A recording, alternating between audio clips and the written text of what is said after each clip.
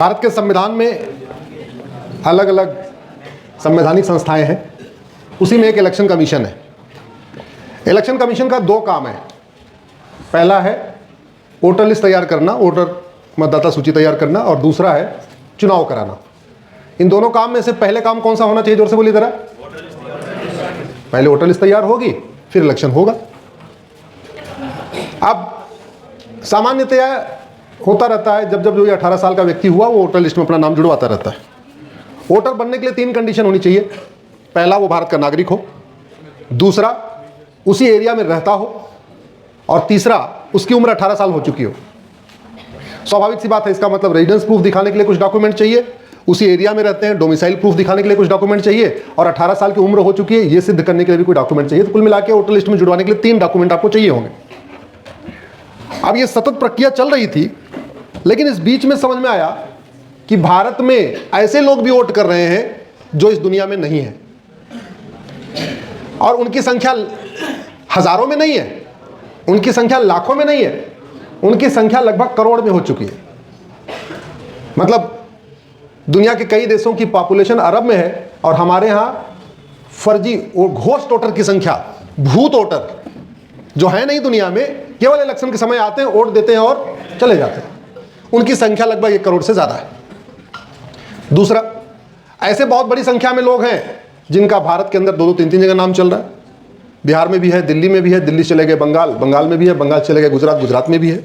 वो जहाँ जाते हैं ना अपना वोटर लिस्ट में नाम जुड़वा लेते हैं, पीछे वाला कटवाते नहीं, क्योंकि हमारे पास आज तक वोटर लिस्ट आधार से लिंक नहीं हुई, तो सरकार को पता ही नहीं चलता है कि एक व्यक्ति का कितना वोटर आईडी है। और तीसरा जो सबसे खतरनाक है वो है फॉरेनर, वो है विदेशी। भारत डेमोक्रेटिक देश है, लोकतांत्रिक देश है, तो चुनाव किसको करना चाहिए? भारत के लोगों को या विदेशियों को? भारत के लोग। लेकिन यहां बहुत बड़ी संख्या में विदेशी भी चुनाव कर रहे हैं। विदेशी तय करते हैं कि कौन सांसद बनेगा, कौन विधायक बनेगा। मैंने 2017 में PIL फाइल किया था सुप्रीम कोर्ट में, उसमें मैंने राज्यवार आंकड़े दिए थे, और उसमें बाबूजी बताया था कि 5 करोड़ घुसपैठिए भारत में रहते हैं। इसमें कुछ पाकिस्तान के हैं, कुछ अफगानिस्तान के हैं, कुछ म्यांमार के हैं, लेकिन जो ज़्यादा संख्या है वो बांग्लादेश की है, और वो संख्या 5 करोड़ हो गई है। अब सवाल यह है कि ये 5 करोड़ आए कैसे? क्योंकि 2025 के पहले तक भारत में घुसपैठ नियंत्रण के लिए अंग्रेजों वाला 1946 वाला कानून चल रहा था, और ये कानून इतना बढ़िया है कि हमसे ज़्यादा बांग्लादेशियों को पता है कि भारत का कानून बहुत बढ़िया है। ऐसा है कि एक बार कैसे करके चोरी से इंटर कर जाओ, नदी के साथ इंटर कर जाओ, नाव से इंटर कर जाओ, पेड़ पे चढ़ के इंटर कर जाओ, ट्रेन में कैसे भी करके एक बार भारत में चले जाओ, उसके बाद मानवाधिकार के नाम पे आपको वहाँ पे आराम से मकान भी मिलेगा, दुकान भी मिलेगा, खेत खलिहान भी मिलेगा, आपको बाद में धीरे धीरे करके सारे डॉक्यूमेंट बन जाएंगे। भारत में जो SIR की ज़रूरत इसलिए पड़ी है कि जो मैंने अभी PIL किया SIR के ऊपर, उसमें मेरा अनुमान था, जो मैंने आंकड़े इकट्ठे किए थे, कि लगभग 5 करोड़ फर्जी वोटर हैं, और इस 5 करोड़ फर्जी वोटर में से 3 करोड़ विदेशी हैं। 3 करोड़ विदेशी हैं। सांसद और विधायक के चुनाव का फैसला 20,000, 30,000, 40,000 से वोट से होता है, और कई विधानसभाओं में इनकी संख्या 40-40 हज़ार है। कई लोकसभाओं में इनकी संख्या 1-1 लाख है, और ये जिधर वोट कर दे रहे थे उधर चुनाव चला जा रहा था। अभी बिहार में 65 लाख फर्जी वोट काटे गए, और वोट और जीत और हार का फैसला आप निकालिए तो इससे पता चलता है कि अगर बिहार में ये 65 लाख फर्जी वोट नहीं कटे होते तो बिहार का चुनाव परिणाम कुछ अलग होता। इतना इन्फ्लुएंस कर रहे हैं। हमने जब रिसर्च किया तो पता चला बिहार के जो 243 विधानसभा हैं, हर विधानसभा में मिनिमम 10,000 के आसपास वहां घुसपैठी है, और विधायक का जीत हार का कितना डिफरेंस होता है? 8,000, 5,000, 4,000, कई बार तो 500, 1,000 वोट से भी होता है। तो ये बड़े प्लान में यहाँ आ रहे थे। आने का मूल कारण फॉरेनर एक्ट महाघटिया। दूसरा, हमारा भ्रष्टाचार विरोधी कानून बहुत घटिया है। मेरा सिलीगुड़ी और जलपाईगुड़ी में कार्यक्रम था बाबूजी, मैं वहां गया, खुला रेट 2,000 रुपए में घुसपैठिए आते हैं, 500 रुपए में गाय जाती है। बॉर्डर का खुला रेट पर घुसपैठिया 2,000 अंदर, और जितनी गाय यहां से जाती है 500 रुपए पर गाय। एक बार अंदर आ गए तो उनको दूसरा कानून मदद करता है, यह है आधार एक्ट।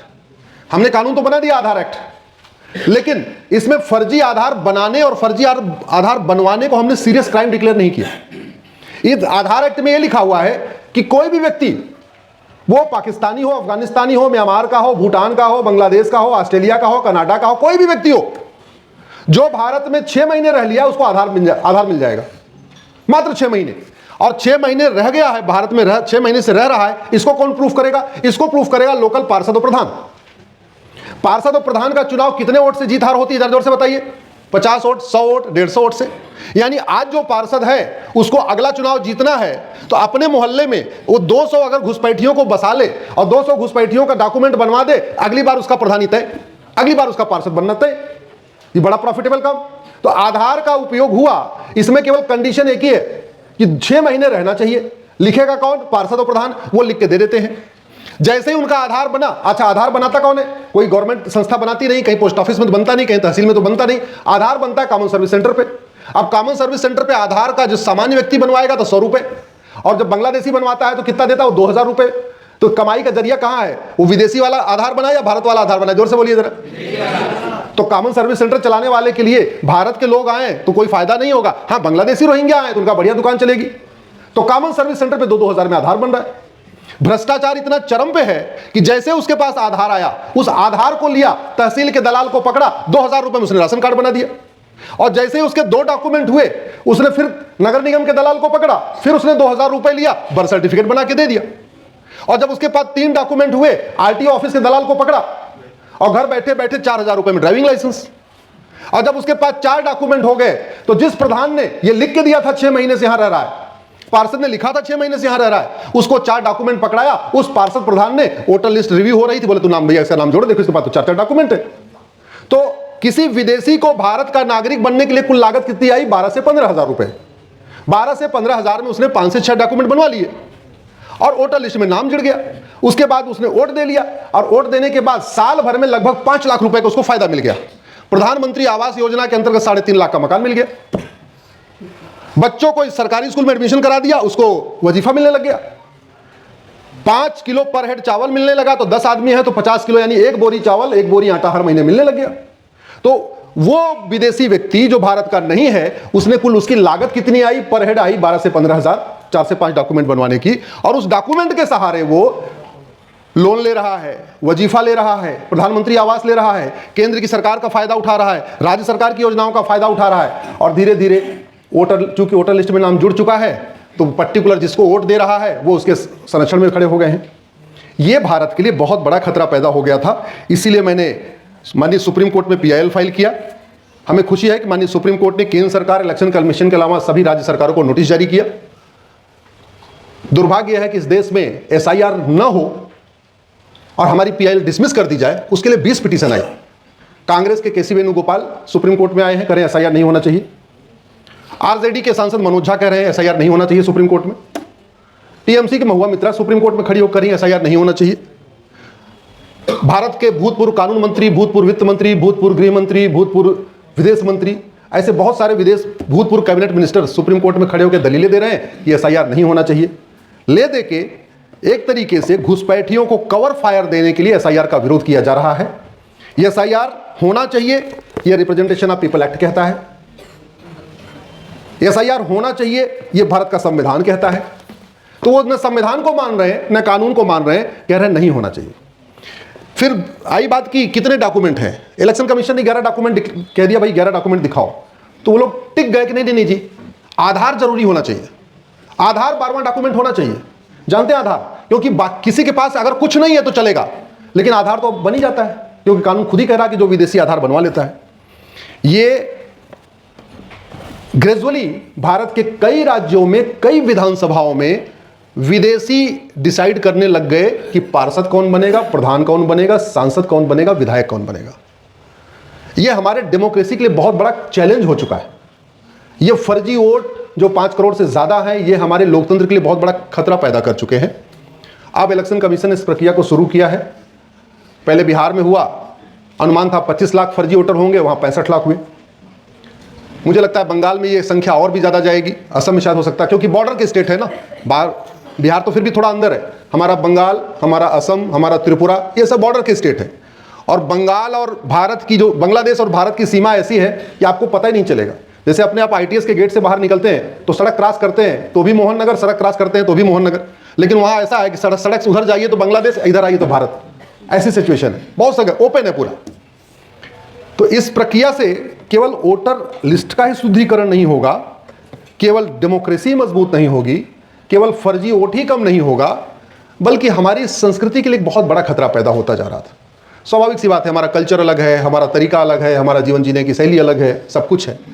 और जो फॉरेनर यहाँ आ रहे थे और चूंकि उनके वोट के दम पे लोग पार्षद बन रहे थे, उनके वोट के दम पे लोग प्रधान बन रहे थे, उनकी 2-3 हज़ार वोट या 5 हज़ार वोट या 10 हज़ार वोट जिधर जा रही थी उधर इलेक्शन का परिणाम आ रहा था, तो वो लोग कहीं ना कहीं लगातार उनको बसाने के लिए उनकी मदद करते जा रहे थे। बहुत सारे ऐसी जगह आए जैसे रायबरेली। बाबूजी, रायबरेली में 19,500 फर्जी डॉक्यूमेंट पाए गए हैं। 19,500, ये सोचिए, एक जिले में 19,500। उत्तर प्रदेश के रायबरेली में 19,500 और अभी तक मिल चुका है, हो सकता है बाद में और भी मिले। तो भारत में 800 जिले हैं, क्या कितनी संख्या निकलेगी, कैसे कितना बड़ा आंकड़ा होने वाला है। तो इलेक्शन कमीशन का जो निर्णय है स्वागत योग्य है। इनफैक्ट कुछ एक जगहों पे, खासतौर पे बंगाल में BLOs को धमकाया भी जा रहा था बॉर्डर एरिया में। कल मैंने माननीय सुप्रीम कोर्ट को वो बात भी बताई।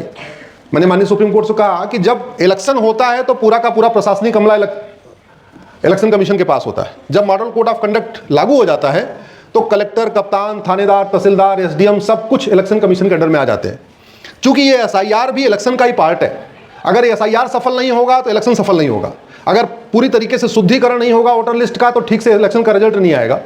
और चूंकि बंगाल की सरकार लगातार इसका विरोध कर रही है, इनफैक्ट सुप्रीम कोर्ट में विरोध कर रही है। मेरी PIL पे सभी राज्य सरकारों को नोटिस हुआ, किसी ने विरोध नहीं किया, केवल तमिलनाडु ने विरोध किया, केरल ने विरोध किया और बंगाल ने विरोध किया। तो जहां राज्य सरकार SIR का विरोध कर रही है, वहां राज्य सरकार का प्रशासनिक अमला ईमानदारी से कैसे SIR करेगा, ये अब चिंता की बात है। इसलिए जब तक SIR की प्रक्रिया चल रही है तब तक वहां पे पूरा का पूरा जो प्रशासन है वो भी इलेक्शन कमीशन के अंडर में आना चाहिए, जिससे BLOs को जो धमकाने की कोशिश हो रही है, डराने की कोशिश हो रही है, वो बंद हो। देखते हैं अगले परिणाम पे, शायद 9 तारीख को फिर से सुनवाई होगी, क्या रिजल्ट निकल के आता है। लेकिन ये मान के चलिए इस SIR के बाद देश की राजनीति काफ़ी कुछ साफ हो जाएगी, काफ़ी कुछ पॉलिटिकल पोल्यूशन कम हो जाएगा इस SIR के बाद। काफ़ी कुछ वाद विवाद अलग अलग जो विषयों पे चलते रहे उसमें भी कमी आएगी। और एक बार जब घुसपैठियों को लगेगा यार अब यहाँ अपना कुछ होने वाला नहीं है, अब तो यहाँ से भागना पड़ेगा, मुझे लगता है कि बहुत बड़ी संख्या में रोजगार भी डेवलप हो जाएगा। आज की डेट में जो बाहर के लोग हैं वो हमारे हिस्से का भोजन कर रहे हैं, हमारे हिस्से का पानी पी रहे हैं, हमारे हिस्से का रोजगार ले रहे हैं। स्वाभाविक सी बात है, अगर आपके गाजियाबाद में, आपके खोड़ा में 10,000 घुसपैठिए हैं और वो लेबर का काम कर रहे हैं, मजदूर का काम कर रहे हैं, ऑटो चला रहे हैं, रिक्शा चला रहे हैं, तो अगर वो 10,000 चले जाएंगे तो वो 10,000 के यहाँ के लोगों को काम मिलेगा, यूपी के लोगों को काम मिलेगा, बिहार के लोगों को काम मिलेगा, बंगाल के लोगों को काम मिलेगा। हमारे देश में ऐसा तो है नहीं कि बेरोजगारी खत्म हो चुकी है, हमारे यहाँ बहुत रोजगार है, बहुत बेरोजगार है। तो ये जब बाहर निकलेंगे तो उससे देश में जो बेरोजगारी की समस्या का भी समाधान होगा, वो इसका अगला स्टेप होगा। इतनी बात मुझे कहनी थी। बहुत बहुत धन्यवाद, आपने मुझे बुलाया।